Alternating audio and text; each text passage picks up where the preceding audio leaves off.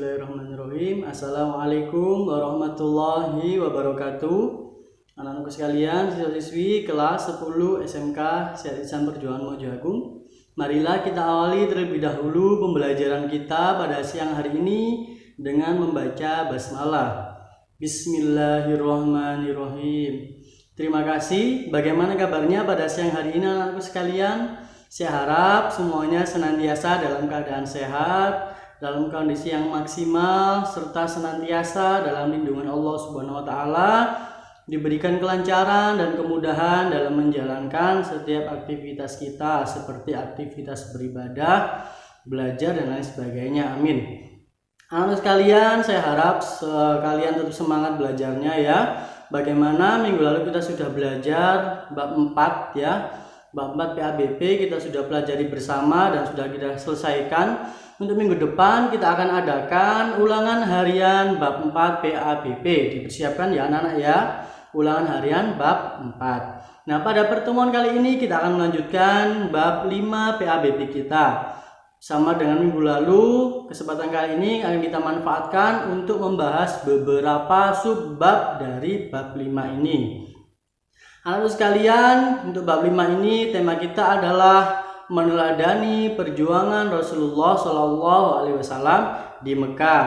Nah, perjumpaan kita kali ini membahas mengenai sejarah kebudayaan Islam ya. Bagaimana Rasulullah dakwah dulu di Mekah. Apa manfaatnya untuk kita? Kita bisa mengetahui bagaimana Rasulullah dulu berdakwah, sehingga kita bisa mengambil hikmahnya, kemudian kita ambil pelajarannya. Begitu ya anak-anak ya. Nah, untuk peta konsep dari bab 5 kita ini adalah meneladani perjuangan Rasulullah SAW di Mekah, substansi dakwah Rasul di Mekah, strategi dakwah Rasul di Mekah, kemudian diketahui dan diperolehnya nilai dan perilaku mulia, kemudian menunjukkan sikap tangguh dan semangat menegakkan kebenaran. Itu adalah peta konsep dari bab 5 kita, meneladani perjuangan Rasulullah SAW di Mekah. Baik, setelah peta konsep tadi kita lanjutkan pembuka ya. Kemudian di sini ada membuka relung hati. Nah, cahaya ilahi di hati pembunuh bayaran. Harap diikuti dengan baik ya anak-anak ya. Tatkala Rasulullah SAW dalam perjalanan dari Mekah untuk hijrah ke Madinah, berkumpullah orang-orang kafir Mekah di Darun Nadwa, yakni nama tempat suatu pertemuan di rumah Abu Jahal. Dalam pertemuan tersebut diputuskan untuk mengadakan sayembara. Apa sayembaranya? Nah, barang siapa berhasil membawa Muhammad SAW kepada kami, atau berhasil membawa kepalanya, maka kami, yaitu tokoh kafir Quraisy, akan memberi hadiah 100 unta merah yang hitam biji matanya. Kemudian berdirilah seorang di antara mereka, namanya Suraqah bin Malik. Ia berkata, "Aku sanggup membawa Muhammad SAW." Setelah itu ia langsung keluar untuk mengejar Rasulullah SAW. Ketika berhasil menemukan Rasulullah SAW, tanpa membuang waktu, Suraqah langsung menghunus pedangnya untuk membunuh Rasulullah SAW. Pada saat itulah Allah Subhanahu wa Ta'ala menunjukkan kekuasaannya. Allah Subhanahu wa Ta'ala memerintahkan bumi untuk patuh kepada perintah Rasulullah SAW. Kemudian Rasulullah pun memerintahkan bumi untuk menahan Suraqah, sehingga ia dan kudanya terperosok ke dalam bumi sampai sebatas lututnya.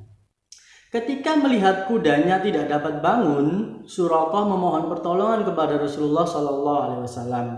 Seraya berkata, "Wahai Muhammad, amankanlah diriku, amankanlah diriku."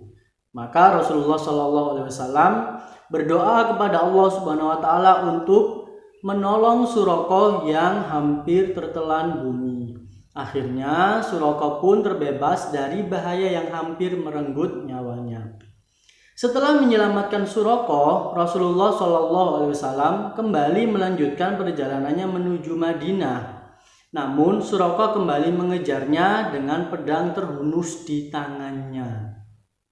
Ternyata Suraqah masih tetap ingin membunuh Rasulullah.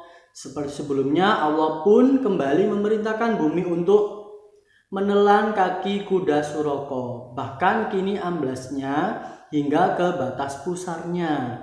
Karena takut ditelan bumi, Suroko kembali memohon pertolongan Rasulullah SAW.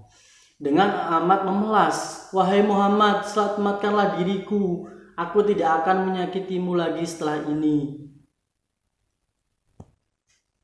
Nah, ketika mendengar permohonan Suroko yang demikian memilukan, Rasulullah SAW pun memohon kepada Allah Subhanahu wa Ta'ala agar menyelamatkan Suroko. Setelah selamat untuk kedua kalinya, Suroko kemudian turun dari kudanya dan menghadap Rasulullah SAW untuk memohon ampun atas perbuatan jahatnya. Dengan penuh kelembutan, Rasulullah SAW pun memaafkannya. Suroko akhirnya menyatakan keislamannya di hadapan Rasulullah SAW. Anak-anak sekalian, itu adalah refleksi pembuka kita, yaitu kisah mengenai Suroko yang punya niat jahat untuk membunuh Rasulullah, kemudian dia pun bertobat memohon ampun kepada Rasulullah. Semoga apa yang kita sampaikan tadi itu bisa kalian ambil hikmahnya ya anak-anak ya. Nah, itu saja anak-anak untuk refleksinya. Kemudian kita akan masuk kepada pembahasan mengenai meneladani perjuangan dakwah Rasulullah SAW di Mekah. Nah, yang pertama adalah substansi dakwah Rasulullah SAW di Mekah. Yang poin A, kerasulan Nabi Muhammad SAW dan wahyu pertama, ya, wahyu pertama yang turun. Menurut beberapa riwayat yang sahih, Nabi Muhammad SAW pertama kali diangkat menjadi Rasul pada malam hari tanggal 17 Ramadan, ya. Saat usianya berapa? Ya, 40 tahun. Malaikat Jibril datang untuk membacakan wahyu pertama yang disampaikan kepada Nabi Muhammad SAW, yaitu Al-Quran surah Al-Alaq ayat 1-5. Nabi Muhammad SAW diperintahkan untuk membacanya. Namun Rasulullah SAW berkata bahwa ia tidak dapat membaca. Malaikat Jibril mengulangi permintaannya, tetapi jawabannya tetap sama. Kemudian Jibril menyampaikan firman Allah Subhanahu wa Ta'ala, yaitu Al-Quran surah Al-Alaq surat ke-96 ayat 1-5. Ya anak ya, ini saya bacakan. A'udzu billahi minasy syaithanir rajim. Bismillahirrahmanirrahim.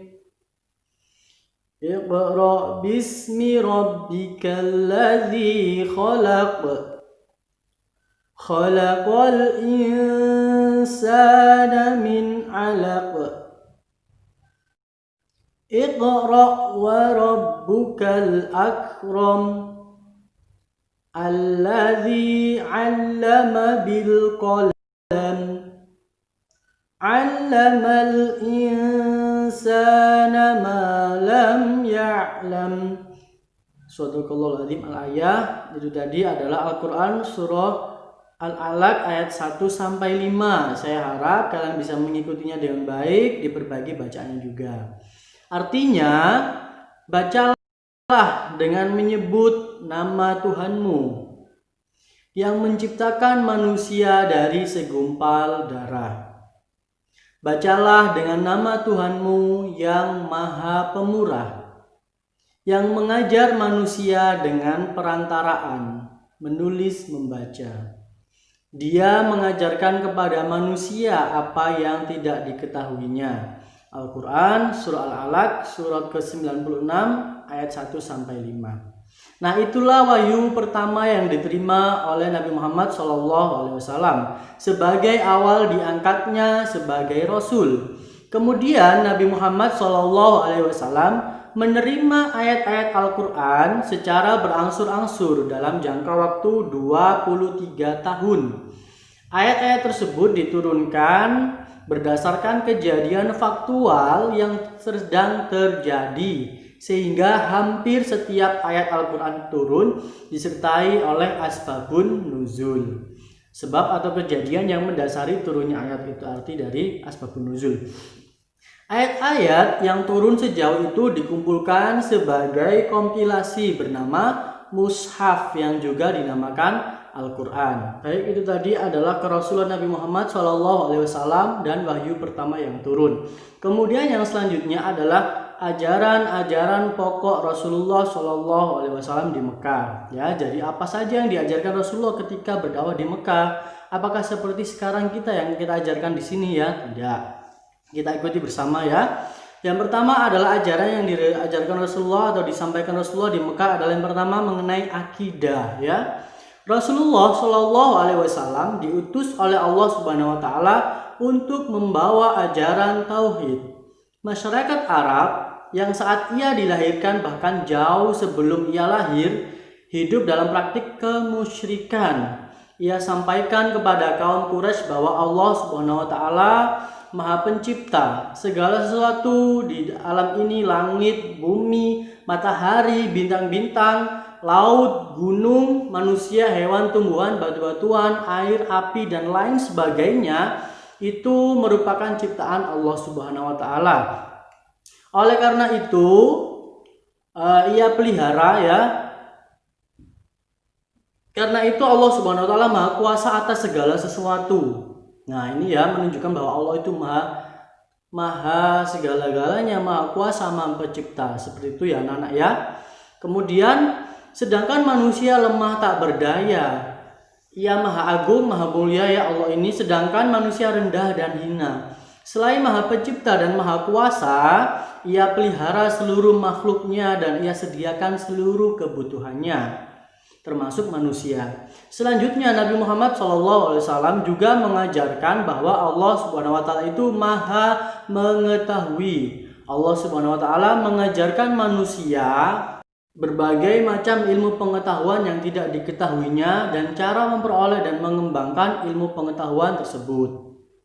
Ajaran keimanan merupakan ajaran utama yang diemban kepada Rasulullah SAW yang bersumber kepada wahyu-wahyu ilahi. Banyak sekali ayat Al-Quran yang memerintahkan beliau agar menyampaikan keimanan sebagai pokok ajaran Islam yang sempurna. Allah Subhanahu Wa Taala berfirman dalam Al-Quran surah Al-Ikhlas ayat 1-4 yang artinya, katakanlah Muhammad, dialah Allah Subhanahu Wa Taala yang Maha Esa. Allah Subhanahu Wa Taala tempat meminta segala sesuatu. Allah Subhanahu Wa Taala tidak beranak dan tidak pula diperanakan, dan tidak ada sesuatu yang setara dengannya. Nah, ajaran tauhid ini berbekas sangat dalam di hati Nabi dan para pengikutnya, sehingga menimbulkan keyakinan yang kuat, mapan, dan tak tergoyahkan. Dengan keyakinan ini, para sahabat sangat percaya bahwa Allah Subhanahu Wa Taala tidak akan membiarkan mereka dalam kesulitan dan penderitaan. Dengan keyakinan ini pula mereka percaya bahwa Allah Subhanahu Wa Taala akan memberikan kebahagiaan hidup kepada mereka. Ya, para sahabat terbebas dari pengaruh kekayaan dan kesenangan duniawi. Dengan keyakinan ini pula para sahabat mampu bersabar dan bertahan, serta tetap berpegang teguh pada agama ketika mereka mendapatkan tantangan dan siksaan yang amat keji dari pemuka-pemuka Quraisy waktu itu.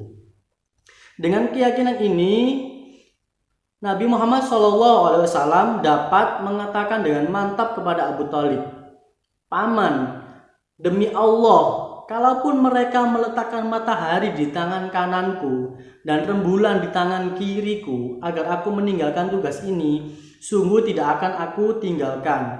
Biarlah Allah Subhanahu Wa Taala nanti yang akan membuktikan apakah saya memperoleh kemenangan atau binasa karenanya."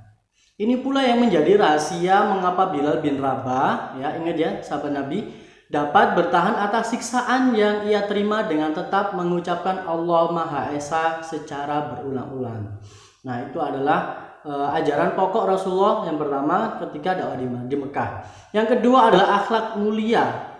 Dalam hal akhlak, Nabi Muhammad SAW tampil sebagai teladan yang baik. Sejak sebelum menjadi nabi pun ia telah tampil menjadi seorang yang jujur, sehingga ia pun mendapat julukan dari orang-orang Quraisy sebagai Al-Amin, yaitu yang dapat dipercaya. Nah, selain itu pula Nabi Muhammad SAW adalah sosok yang sangat suka tolong menolong ya. dan meringankan beban orang lain. Ia juga membangun dan memelihara hubungan kekeluargaan dan persahabatan. Nabi Muhammad SAW tampil sebagai sosok yang sopan, lembut, menghormati setiap orang dan memuliakan tamu. Selain itu, Nabi Muhammad juga tampil sebagai sosok yang berani dalam membela kebenaran, teguh pendirian, dan tekun dalam beribadah. Nah, dari hal tersebut kita bisa mengetahui pula bahwa akhlak Rasulullah itu adalah Al-Quran itu sendiri ya. Jadi kalau kalian mau tahu bagaimana akhlak Rasulullah itu sebenarnya ya, nah kalian bisa mempelajarinya dari Al-Quran. Kalian membacanya, kemudian diterjemahkan, kemudian dipelajari tafsirnya juga. Nah, itu semua adalah akhlak dari Rasulullah SAW. Itu anak-anak ya. Itu saja untuk pembelajaran kita pada siang hari ini. Untuk tugas kalian silakan ditulis asbabun nuzul dari Al-Quran surah Al-Alaq ayat 1 sampai 5. Kalian bisa cari dari browsing ya. Asbabun nuzul dari Al-Quran surah Al-Alaq 1 sampai 5.